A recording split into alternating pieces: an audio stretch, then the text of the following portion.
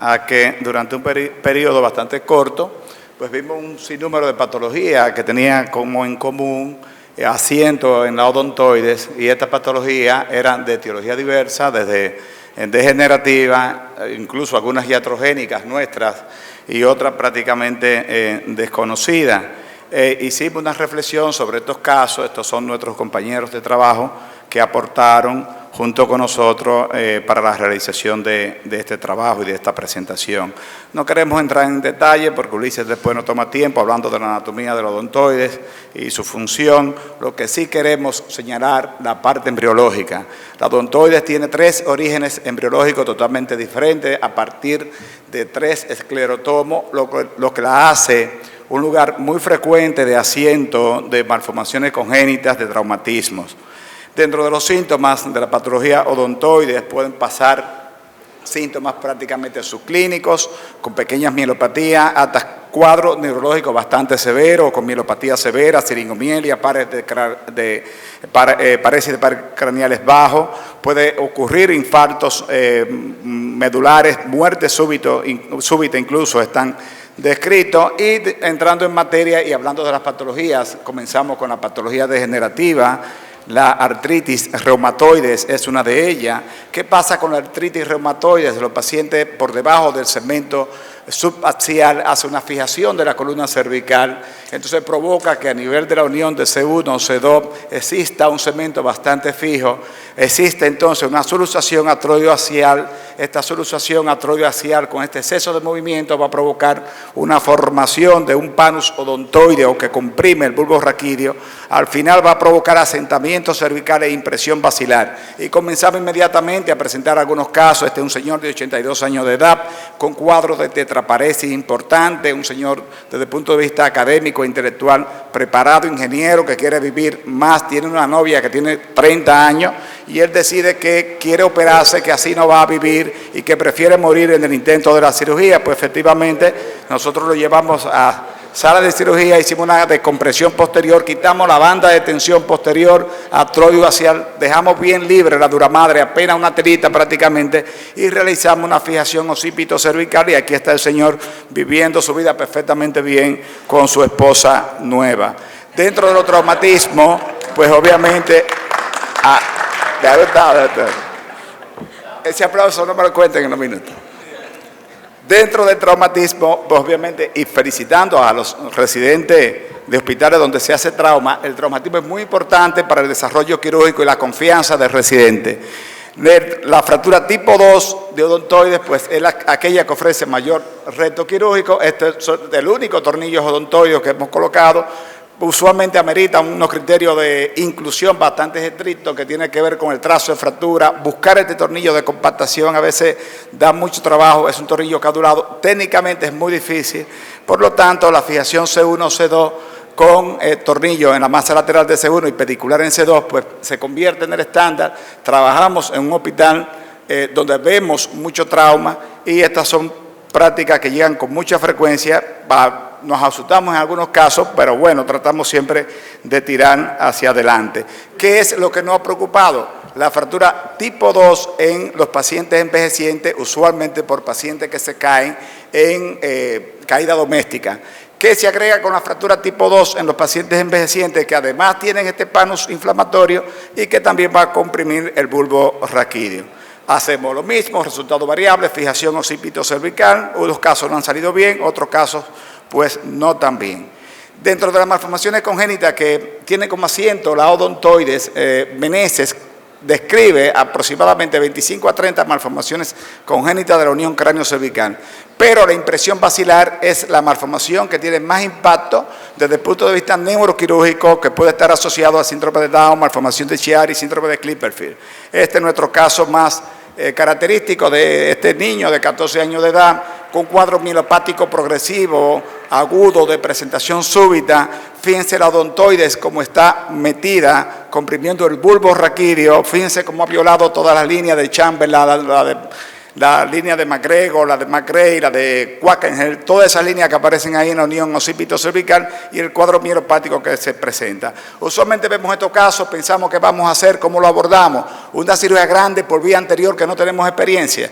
Siempre que nos paramos aquí en estos escenarios, buscamos la forma, y como hay muchos residentes y muchos médicos de información, de que las cosas sean lo más fácil posible y que dé mejores resultados. Todos los autores tratan de que estos problemas deben de abordarse por vía posterior, incluso haciendo una especie de retracción en la unión C1-C2 con una especie de shaver y colocar una caja de PIC en la articulación C1-C2 e incluso injerto tricortical y luego con una fijación occipito-cervical con las maniobras de distracción, pues colocar entonces y hacer una buena fijación posterior. Nosotros no llegamos hasta ahí.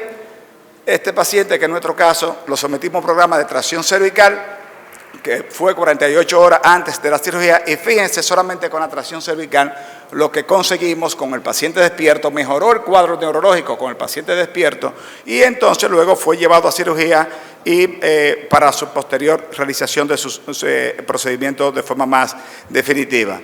Que no esté cómodo con la tracción cervical previa, pues puede hacer un movimiento de distracción-reducción en el acto quirúrgico. Este es nuestro caso. Adicionalmente, pues en el acto quirúrgico, inmediatamente cuando hicimos la fijación occipito-cervical, pues hicimos un movimiento extra de distracción para ver cómo descendía un poquito más la odontoides. Y aquí tenemos nuestro paciente, como está la odontoides, diríamos que lo traccionamos demasiado, diríamos que descendimos demasiado la odontoides, pero el cuadro neurológico tuvo una resolución bastante satisfactoria. No todas las mielopatías es por un disco cervical fácil. Este es un caso nuestro, un paciente con cuadro mielopático. Pensábamos que era por un disco cervical que tiene aquí a nivel de C4, C5. Se le operó su hernia cervical, la mielopatía siguió. No miramos la odontoides y su conflicto, y está más hacia arriba en el círculo rojo el problema de este paciente y la mielopatía. Hay que mirar siempre arriba. ¿Por qué el paciente no mejoró? ¿Por qué siempre iba a la consulta con su tetraparesis? Y obviamente este paciente con el mismo esquema de un poquito de tracción cervical a un adulto, pues traccionar un poquitín antes de la cirugía pues ayuda bastante, y estos son los resultados que a nosotros nos pareció muy satisfactorios. Los tumores, pues pueden ocurrir tumores también a nivel de la odontoides. Esto es un caso muy malo de una metástasis de un cáncer de mama, una señora de 45 años de edad, dolor occipito-cervical terrible.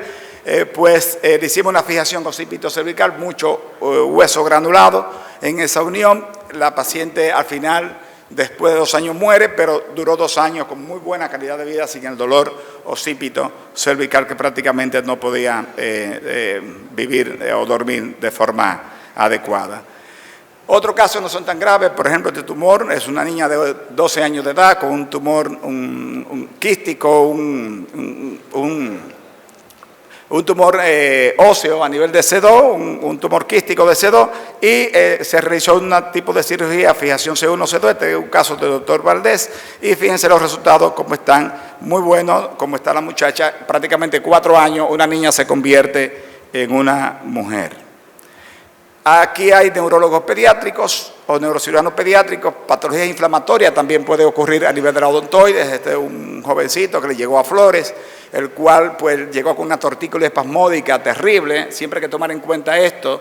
Niños con tortícolis espasmódica terrible, con historia de procesos orofaringeos, hay reblandecimiento de los ligamentos atroideofacial que compensa negativamente con el gran tamaño de la cabeza de los niños y con la atrofia o la falta de desarrollo de los músculos a nivel cervicales, y entonces viene una luxación atroideofacial que se llama síndrome de Grisel, que usualmente se trata de forma conservadora.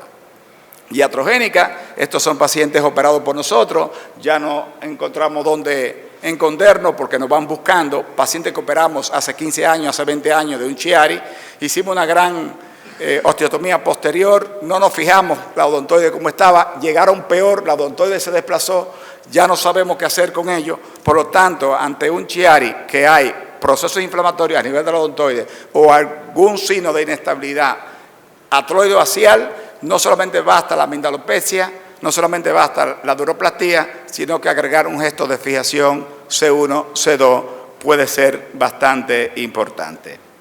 Por último, ciertas patologías como la hoz odontoide, son patologías muy extrañas, es donde la odontoide está totalmente desprendida del cuerpo de C2. Tuvimos este caso del doctor Guzmán y aquí encontramos las odontoides. ¿Qué hacemos con este caso? Una cirugía grande por la boca.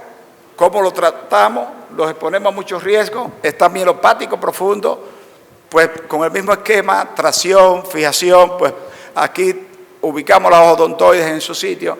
Ya no está comprimiendo nada las odontoides, pues dejarla ahí y hacer un abordaje transoral, pues no creemos necesario. En conclusión, estas cirugías desde el punto de vista técnico podrían ser un poquito medio delicadas. Siempre es bueno practicar en cadáveres antes de colocar estos tornillos C1, C2. Usar siempre un elemento de rescate. Los tornillos laminares de C2 tienen bastante agarre, son bastante fuertes.